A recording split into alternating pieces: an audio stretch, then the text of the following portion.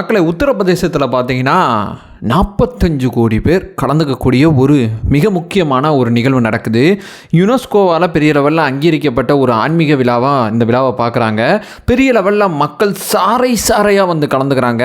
அப்படி என்ன மகாமேளா அப்படிங்கிற ஒரு விஷயம் சொல்கிறாங்கல்ல உத்தரப்பிரதேசத்தில், அப்படின்னா என்ன மாதிரி விஷயங்கள் இதில் நடக்கும், எதனால இந்த விழாவை கொண்டாடுறாங்க, இவ்வளவு பேர் கலந்துக்கிறாங்கல்ல, இதற்கு அரசாங்கத்தோட பங்களிப்பு எப்படிப்பட்டதாக இருக்குது, எல்லாத்த பற்றியும் தெளிவாளமாக இந்த ஒரு நிகழ்வு, இந்த ஒரு செய்தியை பற்றி A to Z இந்த வீடியோவில் தெரிஞ்சுக்கலாம். ஒன் பை ஒன்றா தெளிவாளமாக பார்க்கலாம். உற்சாக வணக்கங்கள், வாங்க பதிவுக்குள்ளே போகலாம். இப்போ முதல் விஷயம் மக்களே, இவ்வளவு பேர் பங்களிக்கக்கூடிய இந்த விழா எப்படி முதல்ல உருவாகிருக்கு, இந்த கேள்வியிலேருந்து முதல்ல ஆரம்பிக்கிறான். உங்கள் எல்லாருக்குமே அந்த புராண கதை ஒன்று கொஞ்சமாக ஞாபகம் இருக்குன்னு நினைக்கிறேன். அதாவது பார்த்தீங்கன்னா பார்க்கடலை கலைந்தெடுக்கும் போது அமிர்தத்தை கலந்தெடுத்தாங்க. அந்த அமிர்தத்தை பார்த்தீங்கன்னா தேவர்களும் அசுரர்களும் மாறி வந்து சண்டை போட்டுக்கிட்டு அந்த அமிர்தத்தை கலந்து எடுத்தாங்க. அந்த அமிர்தங்கள் கொஞ்சம் பார்த்தீங்கன்னா அசுரர்கள் கைக்கு போயிடுச்சு. அந்த அமிர்தத்தை மறுபடியும் தேவர்களோட கைக்கு கொண்டு வர்றதுக்கு மகாவிஷ்ணு மோகினி அவதாரம் எடுத்தாங்க. மோகினி அவதாரம் எடுத்து அசுரர்கள்ட்டேருந்து அந்த அமிர்தத்தை எடுத்துகிட்டு வந்து தேவர்கள்ட்ட கொடுத்தாங்க. ஸோ கொண்டு வரும்போது இந்த ட்ராவல் இருக்குது பார்த்தீங்களா, அந்த ட்ராவல் நடக்கும்போது பார்த்தீங்கன்னா சில அமிர்தங்கள் பார்த்தீங்கன்னா பெரிய லெவலில் நான் சொல்லக்கூடிய 4 நகரங்களில் விழுந்ததாக பெரிய லெவலில் நம்பப்படுது. அது வந்து பிரகன்யாஜட், ஹரித்வார், உஜ்ஜயினி, நாசிக், இந்த 4 பகுதியில் விழுந்ததாக பெரிய லெவலில் சொல்லப்படுது. ஸோ இந்த அமிர்தங்கள் இந்த பகுதியில் விழுந்ததுனால இந்த பகுதிகள் இந்துக்களோட புனித தலமாக பெரிய லெவலில் அறியப்படுது அப்படிங்கிற ஒரு நம்பிக்கை இருக்குது. இந்த தலங்களில் பார்த்தீங்கன்னா இந்த மகா கும்பமேளா அப்படிங்கிற சமயத்தில் பார்த்தீங்கன்னா இந்துக்கள் பெரிய லெவலில் வந்து இங்கே நீராடும் போது இந்து மதத்தோட எண்ட் ஆஃப் த கோல் என்னவாக இருக்கும்னா முக்தியாக தான் இருக்கும். ஸோ இந்த நதியில் நீராடும் போது பார்த்தீங்கன்னா நமக்கு முக்தி கிடைக்கும், நம்மளுடைய பாவங்கள் வந்து கரைந்து போகும் அப்படிங்கிற ஒரு நிகழ்வு பெரிய லெவலில் நம்புகிறாங்க இந்துக்கள். அது அடிப்படையில் பார்த்தீங்கன்னா இந்த நிகழ்வில் பெரிய லெவலில் கலந்துக்கிறாங்க. 45 நாட்கள் இந்த நிகழ்வு நடக்க போது. இப்போ நம்ம பேசுகிற தருவாயில் இந்த நிகழ்வோட 2வது நாட்கள் இந்த நிகழ்வில் போயிட்டுருக்கு. ஸோ இந்த 45 நாட்கள் பார்த்தீங்கன்னா பெரிய லெவலில் ஜனவரி 20ஆம் தேதி பார்த்தீங்கன்னா பெரிய லெவலில் ஒரு கூட்டம் இங்கே வரும். கிட்டத்தட்ட 70லேருந்து 80 லட்சம் பேர் வந்து இதில் கலந்துப்பாங்க அப்படிங்கிறது பெரிய லெவலில் நம்பப்படுது. போன வருஷம் நடந்த மகா மேளாவை அதுக்கு முந்தின வருஷம் இந்த மகா மேளாவோட கூட்டம் வந்து முறியடிச்சிச்சு.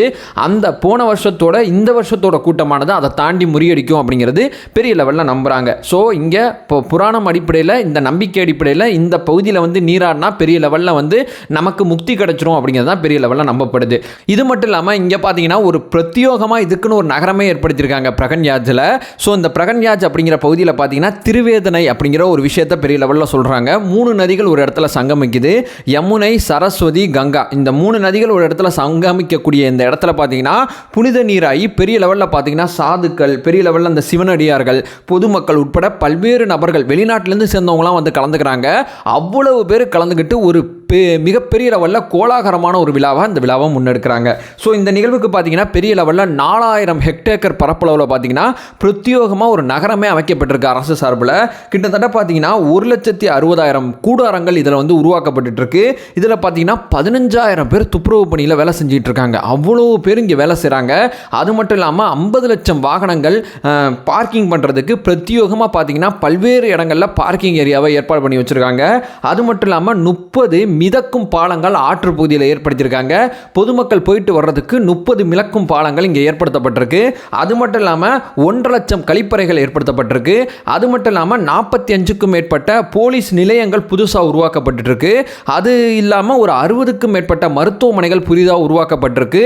ஆல்ரெடி இருக்கக்கூடிய மருத்துவமனைகளில் படுக்கை வசதி ரொம்ப அதிகப்படுத்தப்பட்டிருக்கு. அப்படிங்கிற பல்வேறு விதமான வசதிகள் இதில் செய்யப்பட்டிருக்கு. அது மட்டும் இல்லாமல் கிட்டத்தட்ட ஒரு 45,000 போலீஸ் வந்து பாதுகாப்பு பணியில் ஈடுபட்டிருக்காங்க. போலீஸ் மட்டும் அங்கே இல்லை, அதை தாண்டி பார்த்தீங்கன்னா பெரிய லெவலில் தேசிய பாதுகாப்பு படை அங்கே பெரிய லெவலில் இருக்காங்க. தீவிரவாத தடுப்பு படை அங்கே இருக்காங்க. இது மட்டும் இல்லாமல் நான் முன்னாடி சொன்னபடி 55 தற்காலிக போலீஸ் நிலையங்கள் அங்கே அமைக்கப்பட்டிருக்கு.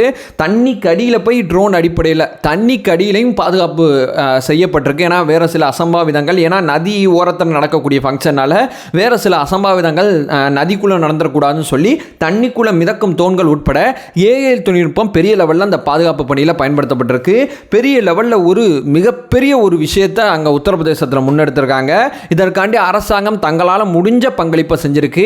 அதே நேரத்தில் அங்கங்கே சில குறைபாடுகளும் இதில் இருக்குது. சில கூடாரங்கள் முழுமையாக போடப்படல, சிவனடியாருக்கு முக்கியத்துவம் கொடுக்கப்படல, சுற்றுலா பயணிக்கு தான் பெரிய லெவலில் முக்கியத்துவம் கொடுக்குறாங்க அப்படிங்கிற பல்வேறு விதமான குறைபாடுகள் இருக்குது. சில கழிப்பறைகளில் தண்ணி வெள்ள அப்படிங்கிற விஷயம் இருக்குது. அதே நேரத்தில் பார்த்தீங்கன்னா இதற்கு அரசு தரப்பு என்ன சொல்கிறாங்கன்னா, பருவமழை முடிஞ்ச பிறகு தான் நாங்கள் இந்த வேலையை ஆரம்பித்தோம், ரொம்ப ஷார்ட்டான டயத்தில் இந்த வேலையை செய்ய வேண்டிய கட்டாயம் ஏற்பட்டிருக்கு, எங்களால் முடிஞ்சளவு ஓரளவு நாங்கள் பெட்டராக பண்ணியிருக்கோம், இன்னும் கொஞ்சம் அதிகப்படுத்துறதுக்கான என்ன வேலையோ அதை நாங்கள் செய்கிறோம் அப்படிங்கிற ஒரு விஷயத்த சொல்கிறாங்க.